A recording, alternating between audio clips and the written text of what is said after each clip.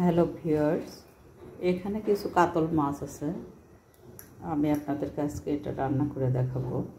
খুব সহজ পদ্ধতিতে রান্না করব, কিন্তু টেস্ট হবে খুবই ভালো।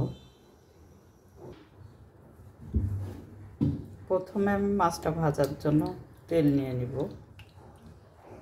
একটু ডিপ ফ্রাই করব। আমি মাছটা হলুদ, লবণ, হালকা একটু সরিষার তেল দিয়ে ম্যারিনেট করে রেখেছিলাম, এটা আগের থেকে।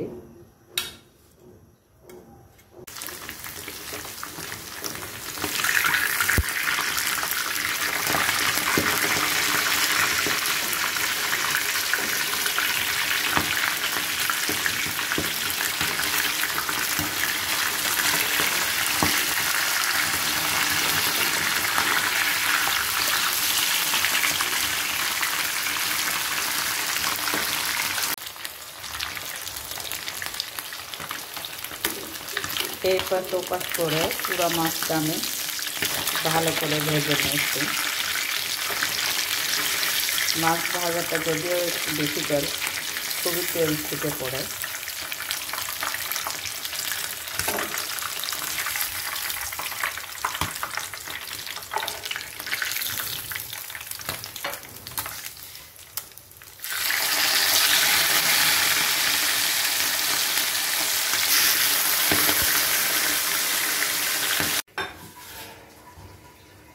মাছ ভাজার পর বাড়তে যে তেলটা, সেটা আমি এখন দিয়ে দেব।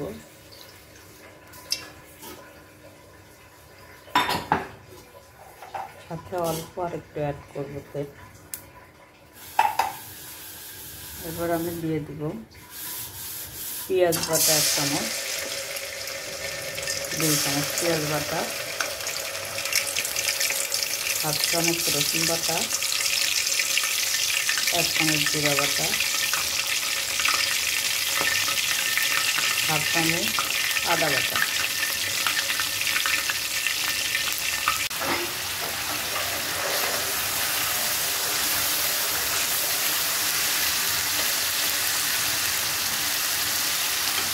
এই পর্যায়ে আমি এখানে দিয়ে দেবো হলুদের গুঁড়া, সজের গুঁড়া এবং ঝালের গুঁড়া।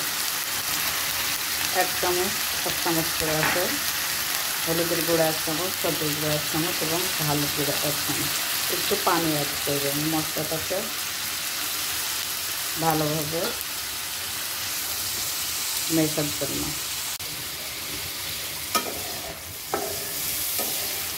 মশলাটা আমার একদমই ভাজা হয়ে গেছে তেলে।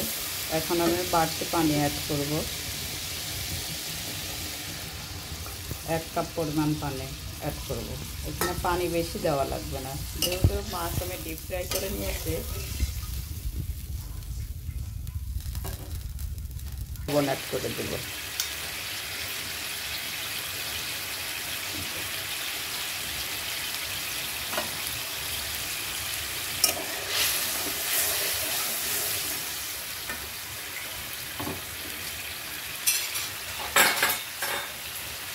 এখন আমি মাছগুলা সব দিয়ে দিব। খুব বেশি এখানে হিট লাগবে না, অল্প হিটে মাছগুলা হয়ে যাবে। মাছে এত বেশি হিট খায় না। এটা একটা কাতল মাছ।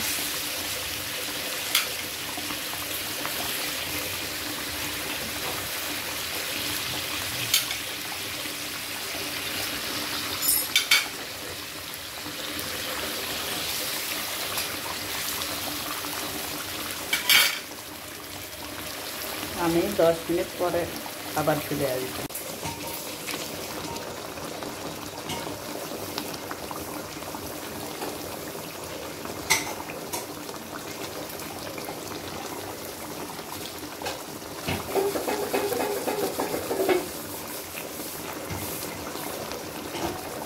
হাফ চামচ চিনি অ্যাড করবো আমি।